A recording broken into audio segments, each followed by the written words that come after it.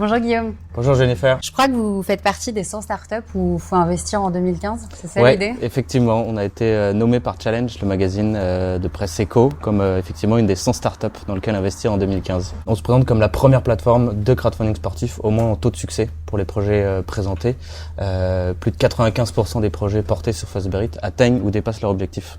Alors pour que le projet soit visible sur votre plateforme, je crois qu'il faut déjà avoir récolté 20% des fonds souhaités. Exactement, en fait on met en place un système de couveuse qui signifie que le projet est accessible par le porteur de projet et son premier cercle, donc ses contacts proches, sa famille et ses amis. Le principe de cette couveuse est justement de récolter les 20 premiers pourcents du projet de telle manière à ce que le jour où on le rende public, il ne soit pas à zéro et que ce soit un petit peu plus marketing entre guillemets et un peu plus attirant pour les contributeurs. On reçoit à peu près entre 5 et 15-20 projets par semaine, on en sort environ 1 sur 4. L'idée, c'est de vérifier que l'histoire du porteur de projet est bonne, travailler le storytelling avec lui, monter le projet ensemble, définir les contreparties, puisque nous, avec notre expertise, on sait un peu ce qui marche, de ce qui marche pas, on sait comment faut présenter les choses, qu'est-ce qui est intelligible ou ce qui ne l'est pas. Concrètement, qui fait appel à vous ? Est-ce que c'est des startups qui sont issues du milieu du sport ? Est-ce que c'est des sportifs ? C'est des professionnels ?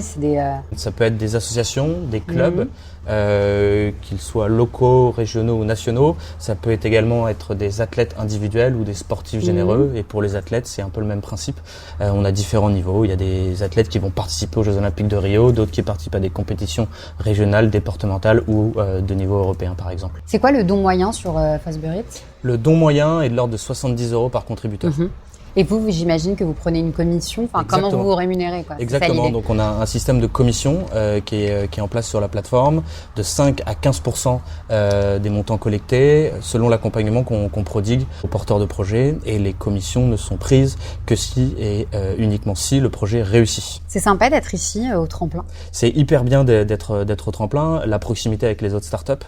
Il y a vraiment des stades de développement très différents d'une startup à l'autre. Ça permet d'échanger et d'éviter certaines erreurs en discutant avec celles qui sont un peu plus avancées que nous ou de donner des conseils à celles qui sont un petit peu derrière. Et puis le boulot, que ce soit de la mairie de Paris ou celui de Benjamin Carlier qui pilote l'incubateur est extrêmement bénéfique en termes de notoriété, en termes de contact et en termes de reconnaissance par l'industrie du sport business.